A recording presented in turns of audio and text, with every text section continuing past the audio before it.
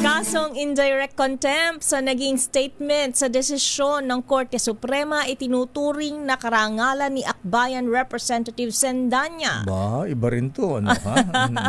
Ida tayo mga balita RH12, Milky Ganan. Manang Milky.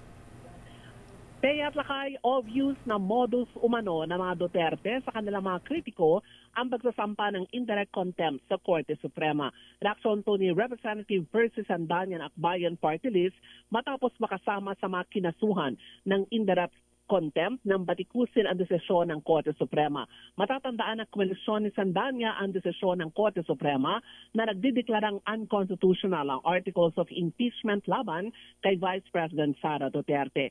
Ayon kay Sendanya, kung ito ang kanyang mapapala sa pagkwestiyon sa hindi may paliwanag na paggastos ng Vice Presidente sa 612 million pesos na confidential funds, tanggap niya dalagyaan niyang sulit ang pagtindig ng tama at karangalan na maipagtanggol ang posisyon ng taong bayan.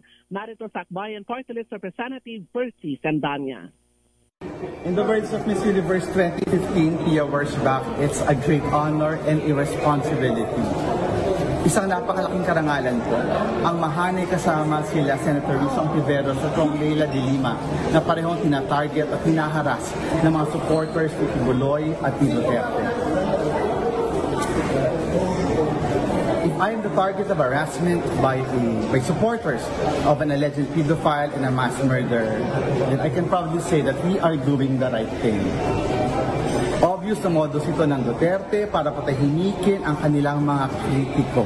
Ginagamit ang batas para hindi magsalita at magsabi ng totoo ang mga tao. Lumang tugtugin na, wala na bang bagong strategy? Napaka-ironic na makasuhan nila ng indirect contempt.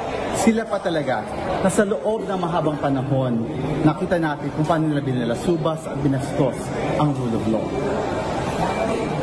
Ito ang consequence ng pagpapanagot natin kay VP Sara Duterte sa pang-abuso sa kapangyarihan at pagnanakaw sa kaban ng bayan, then it's all worth it.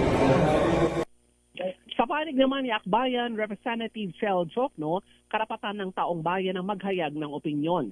Sabi ni Jokno, ang mahalaga ay matuloy ang impeachment laban kay VP Sara, gayaan niya ng resulta ng mga survey na nagsasabing dapat daw managot ang Vice Presidente. Ako si Milky Ganan nagulat para sa DZRH, una sa Pilipinas, una sa Pilipino.